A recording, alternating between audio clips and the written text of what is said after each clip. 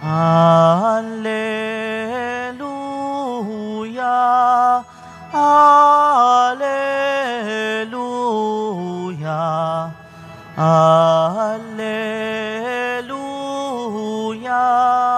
Alleluia.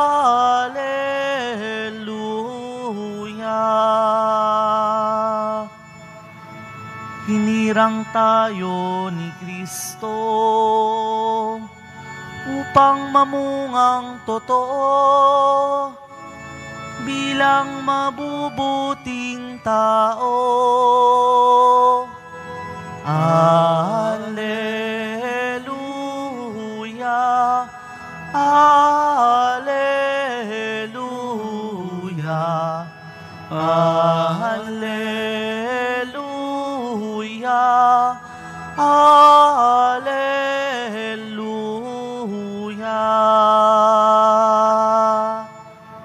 Sumainyo ang Panginoon. At sumayo rin. Ang mabuting balita ng Panginoon ayon kay San Mateo. Papuri sa iyo, Panginoon. Noong panahong iyon, lumapit kay Jesus ang asawa ni Zebedeo, kasama ang kanyang mga anak. May ibig siyang hilingin, kaya't lumuhod siya sa harapan ni Jesus. Ano ang ibig mo? Tanong ni Jesus. Sumagot siya, sana'y ipagkaloob ninyo sa dalawa kong anak na ito ang karapatan na makaupong katabi ninyo sa inyong kaharian, isa sa kanan at isa sa kaliwa. Hindi ninyo nalalaman ang inyong hinihingi, sabi ni Jesus sa kanila. Mababata ba ninyo ang hirap na babatahin ko? Opo, tugon nila. Sinabi ni Jesus, ang hirap na babatahin ko'y babatahin nga ninyo. Ngunit wala sa akin ang pagpapasya kung sino ang mauupo sa aking kanan at sa aking kaliwa. Ang mga luklukang sinabi ninyo'y para sa mga pinaghandaan ng aking Ama. Nang marinig ito ng 10 alagad, nagalit sila sa magkapatid. Kaya pinalapit sila ni Jesus at sinabi sa kanila, alam ninyo na ang mga pinuno ng mga hintil ay naghahari sa kanila at ang mga dinadakila ang siyang nasusunod. Ngunit hindi ganyan ang dapat umiral sa inyo. Sa halip, ang sino man sa inyo na ibig maging dakila ay dapat maging lingkod. At sino mang ibig maging pinuno ay dapat maging alipin ninyo, tulad ng anak ng tao na naparito, hindi upang paglingkuran, kundi upang maglingkod at ialay ang kanyang buhay upang matubos ang marami. Ang mabuting balita ng Panginoon. Pinupuri ka namin, Panginoong Hesu Kristo. Isang magandang tanghali po sa inyong lahat. Ngayon po ay kapistahan ni Apostol Santiago o Saint James sa Ingles. Na yung pangalan po, Saint James o si Santiago. Na madalas po natin na naririnig ang pangalan ni Santiago kung saan man naroon yung mahalagang pangyayari sa buhay ni Kristo. Si Santiago ay isa sa mga unang tinawag ni Kristo para maging alagad.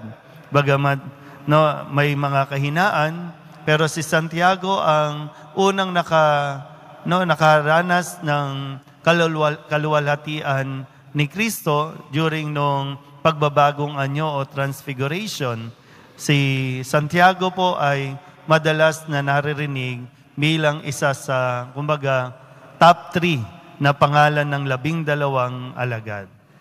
Pero masigit na mahalaga na maintindihan natin yung natutunan ni Santiago mula kay Kristo.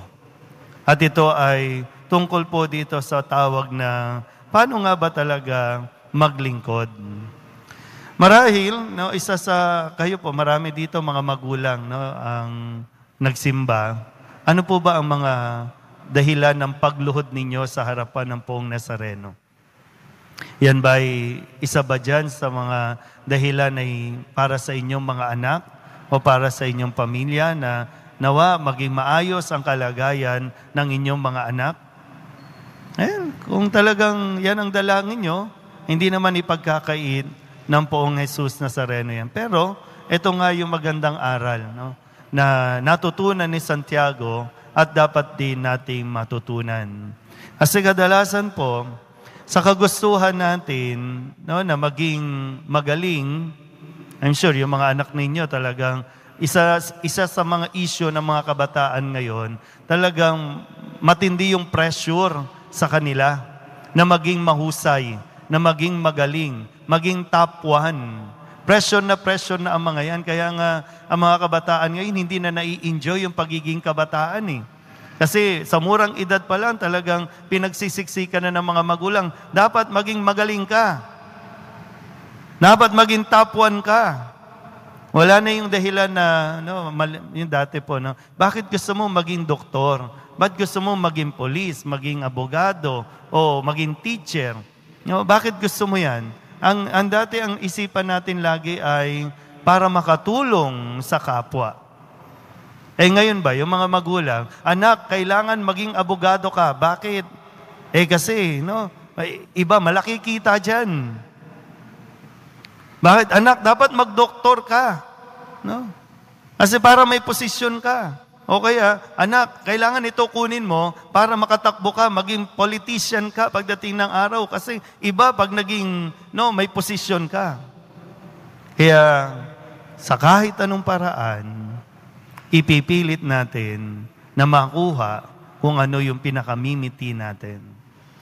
Na nakakalungkot, sa kagustuhan natin, maging magaling, nakakalimutan natin, maging mabuting tao. Na kahit na may tapakan, na kahit na may masaktan, wala na tayong pakialam. Ang importante, ikaw. Ang importante, tayo. Kaya nga sabi ni Kristo, di ba? Ganyan na mag-isip ang mundo ngayon. Pati ba naman kayo, ganyan din? Kasi nag-aaway-away na eh. Di ba? Nagkakaselosan na. Pakiramdam nung 10, inuunahan sila kasi yung request ng nanay para kay Santiago at kay Juan, yung better position, kanan at kaliwa. Narinig ng 10, di yan, nagkakatalo-talo. At yun yung ikinokorek ni Kristo. Hindi ganyan. Hindi dapat ganyan mag-isip. Kung talagang deboto ka ng Poong Nazareno, bilang alagad ng Poong Nazareno, hindi dapat motivated na maging makalamang ka o kaya maging talagang ikaw yung una. Kung gusto mong maglingkod ka. Minsan po, hindi naman kailangan ng posisyon para lamang magawa ka o makagawa ka ng mabuti. Pero isang realidad, kasi hindi lahat ng magagaling, mabubuti. Pero lahat ng mabuti, yan, magaling yan.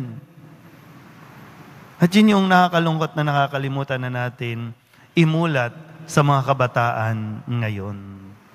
Kabataan pa lang kurakot na agad Kasi anak, sige na, pera yan, anak, pasukin mo, pera yan. Kaya kahit magsiraan, okay lang yan, anak. Pero kasi, di ba, sabi, hindi biro. Sabi nga ni Kristo, hindi biro ang inihingi ninyo. Kaya nyo ba talaga? Kasi kung talagang gusto nyo na makapasok sa kaharian ko, maglingkod kayo kung maglilingkod ka, all the more, ikaw ang magbibigay. Hindi ikaw ang kakabig. Ikaw ang magbibigay. So, sa pagbibigay din natin, nakakapaglingkod tayo. Okay, kaya lang, naglilingkod tayo para kumabig. So, anong dahilan ba talaga? Kasi malaki po ang tukso ng mundo na kailangan sikat ka, kailangan number 1 ka, kailangan top ka. Kasi yan ang tawag ng mundo. Iba ang tingin kasi sa'yo ng tao. Lalakad ka pa lang dyan, talagang babaw sa'yo ang tao. Lalo na, di ba, minsan dito sa Quiapo, lalo na pag Biyernes, marami pong namimigay dito. Kaya, pag dumarating ka, ay, mga tao, sugod sa'yo, hindi na sa Nazareno. Ikaw ang hinihintay, hindi ang Nazareno. Pero bakit mo nga ginagawa? Kailangan lang malinaw Yan ba talaga yung tawag ng Nazareno sa iyo o yan ang gusto mo? Kasi iba ang pakiramdam mo kapag pinapalakpakan ka, kapag pinupuri ka, iba yung pakiramdam mo Yun yung gustong itama ng Poong Jesus Nazareno. Lahat naman po tayo handang biyayaan at bigyan ng Diyos. Iba sa inyo, kaya nandito, may exam kayo, gusto nyo makapasa sa bar o sa board exam. Iba sa inyo, gusto nyo kasi makasampa sa barko. Gusto nyo makapag-abroad.